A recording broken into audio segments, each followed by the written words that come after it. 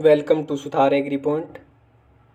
आज हम पढ़ेंगे GPB 222 यानी कॉमर्शियल प्लांट ब्रीडिंग का पहला topic, types of crop and modes of plant reproduction, यानी पौधों में प्रजनन की विधियाँ और फसलों के प्रकार। तो इसके लिए आप हमारे चैनल को सबसे पहले सब्सक्राइब करें, बेल आइकन प्रेस करें ताकि नेक्स्ट वीडियो का नोटिफिकेशन आपको समय पर मिल सके। तो लेट्स स्टार्ट, आज का टॉपिक शुरू करते हैं। आज का टॉपिक है हमारा प्लांट रिप्रोडक्शन। प्लांट रिप्रोडक्शन पे सिर्फ आज चर्चा करेंगे, पढ़ेंगे इसको नेक्स्ट वीडियो में। आज सिर्फ क्रॉप के बारे में पढ़ेंगे, यानी classification of crops according to pollination. तो पोलिनेशन के हिसाब से क्रॉप्स कितने प्रकार की होती हैं? 3 प्रकार की होती है। पहली है अपनी सेल्फ पोलिनेटेड क्रॉप यानी स्वपरागित फसलें। दूसरी हमारी है क्रॉस पोलिनेटेड क्रॉप यानी परपरागित फसलें। परपरागित फसलें ज़्यादा होती है, इसलिए हम इन्हें 3 टुकड़ों में डिवाइड करके एग्जाम्पल को देख लेंगे। पहला है फील्ड क्रॉप, दूसरा हॉर्टिकल्चर क्रॉप और तीसरी वेजिटेबल क्रॉप, ताकि हमें बाद में पढ़ने में आसानी हो, इसलिए हम इन्हें 3 टुकड़ों में पढ़ेंगे। ठीक है। और हमारा तीसरा रहता है ऑप्टन क्रॉस पोलिनेटेड क्रॉप्स यानी बहुधा परपरागित फसलें। ठीक है।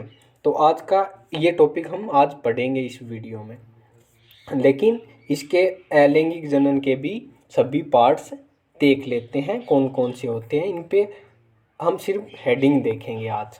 तो सबसे पहले इसके मतलब अलैंगिक जनन के 2 भाग होते हैं, यानी अलैंगिक जनन या कायिक जनन के 2 भाग होते हैं प्रमुख रूप से। पहला होता है कायिक जनन, कायिक प्रवर्धन या कायिक प्रवर्धन होता है। कायिक प्रवर्धन में हमेशा पौधे के कायिक भाग लेंगे, जैसे कि पत्ती, तना, जड़ आदि। और एपोमिक्सिस ये भी होता है अलैंगिक जनन। इसमें अलैंगिक जनन की श्रेणी में इसे इसलिए रखते हैं क्योंकि इनमें निषेचन नहीं होता और एक लैंगिक भाग से ही सीधे पौधे का निर्माण हो जाता है। तो इसलिए इसे अलैंगिक जनन में ही रखते हैं, क्योंकि इसमें नर और मादा दोनों भाग नहीं लेते हैं, इसलिए इसे अलैंगिक जनन में रखा जाता है। तो एपोमिक्सिस के 4 प्रकार होते हैं। पहला होता है एपोगेमी, दूसरा पार्थेनोजेनेसिस, तीसरा एडवेंटिव एम्ब्रियोनी और चौथा होता है एपोस्पोरी।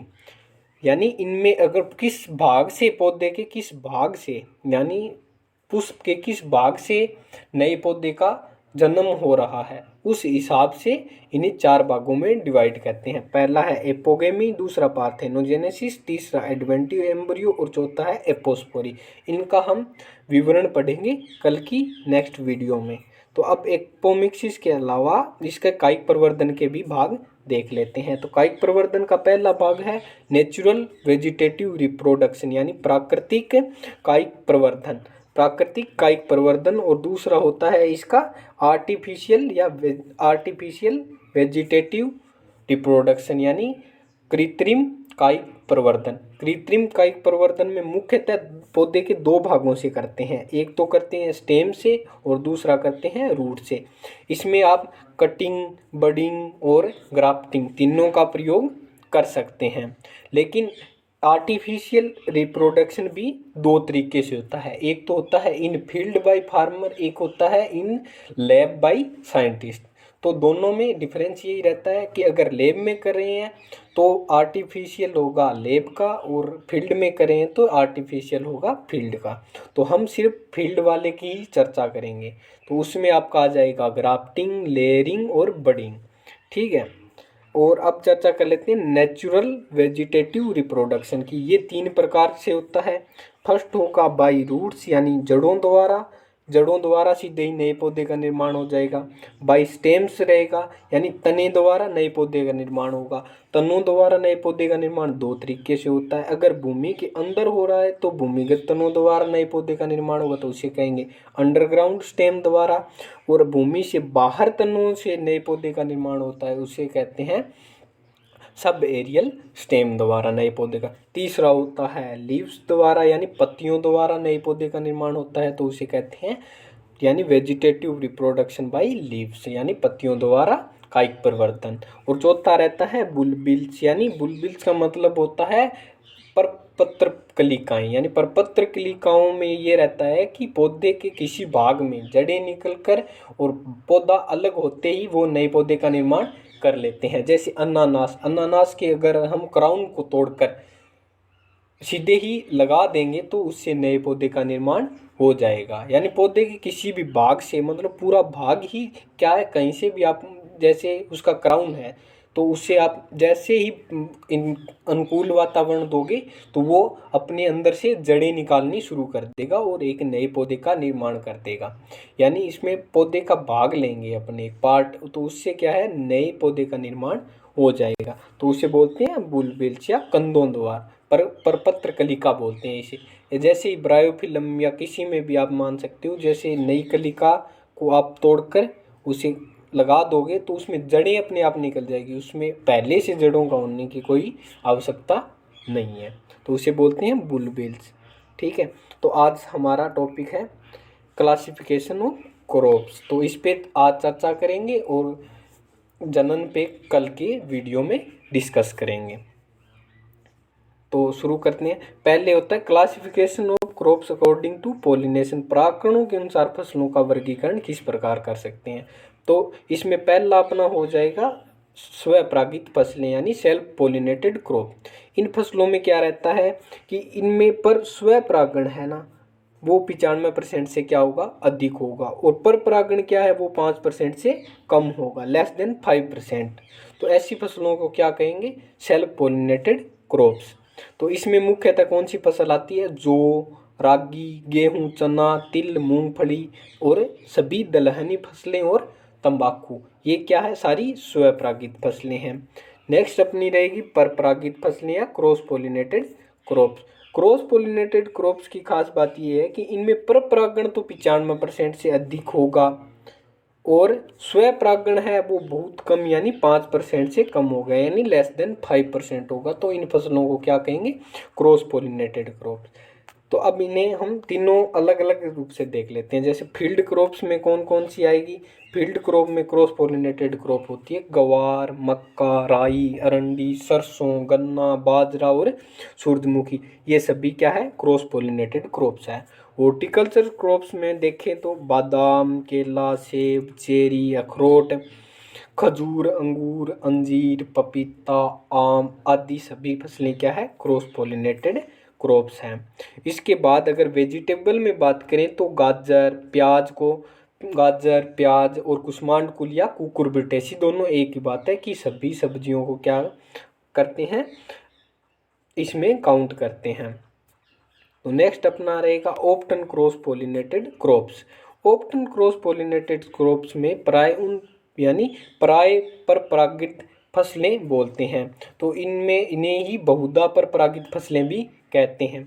बहुधा पर परागित फसलों में क्या होता है कि इनमें आमतौर पर होगा क्या, इनमें होगा सेल्फ पॉलिनेशन, बट क्या रहेगा कि क्रॉस पॉलिनेशन है वो मोर देन 5%, यानी 5% से अधिक हो जाएगा।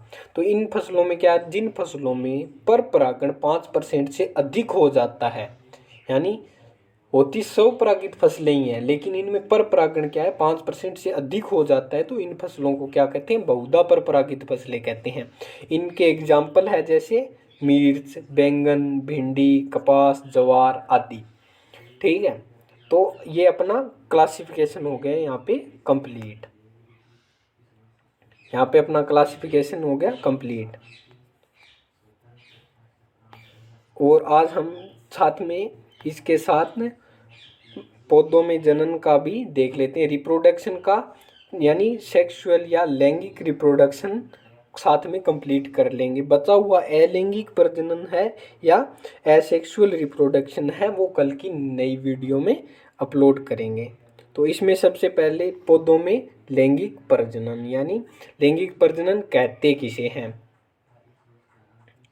लैंगिक प्रजनन में क्या होगा, जनक पौधों द्वारा गेमिट्स बनाकर एक नए पौधे को जन्म देने की प्रक्रिया क्या कहलाती है, लैंगिक प्रजनन। इसमें क्या है, 2 गेमिट्स बनेंगे, एक तो मेल गेमिट्स और एक बनेगा फीमेल गेमिट्स, यानी तो जिसे मेल गेमिट्स को कहते हैं एंथर और फीमेल गेमिट्स को कहते हैं ओव्यूल या अंडा। ठीक है, तो सबसे होता क्या है कि ये यहाँ पे बनेगा एंथर, ठीक है, ये है एंथर, आपका एंथर बनेगा पुंकेसर में, और ओव्यूल बनेगा स्त्री केसर या स्त्री केसर के अंडाशय में, ठीक है।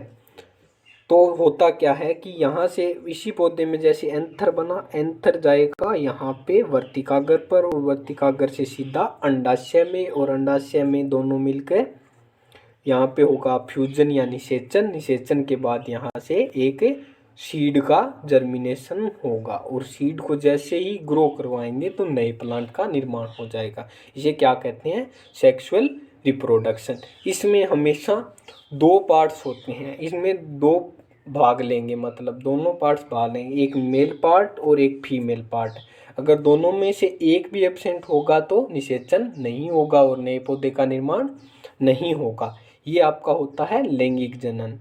इसमें हमेशा यानी हैप्लॉइड कोशिकाएं भाग लेकर डिप्लॉइड कोशिका का निर्माण करती है। तो हम लैंगिक जनन के चरण देख लेते हैं। इसके 5 चरण होते हैं। सबसे पहला चरण है कि पुष्प के नर पुंकेसर यानी स्टेमन कहलाता है, और यह पौधे में नर युग्मकों की को बनाने में मदद करता है और परागकणों का निर्माण होता है। यानी नर युग्मक कौन से होंगे? परागकण। इसी प्रकार मादा पुष्प में क्या होगा? अंडप या कॉर्पल बनेगा। यह पौधों का मादा अंड कोशिकाओं को बनाने में मदद करता है, जिसे बीजांड या ओव्यूल बनता है, ठीक है। ओव्यूल, फिर इन दोनों का क्या होगा? निषेचन होगा। निषेचन कहाँ होगा? अंडाशय में। अंडाशय में निषेचन के पश्चात ओव्यूल से बीज का निर्माण होता है, और बीज अंकुरित होकर क्या करते हैं? नए पौधे का निर्माण करते हैं। ये तो होता है आपका सेक्सुअल रिप्रोडक्शन, ठीक है। और एसेक्सुअल रिप्रोडक्शन हम करेंगे कल नए वीडियो में, ठीक है।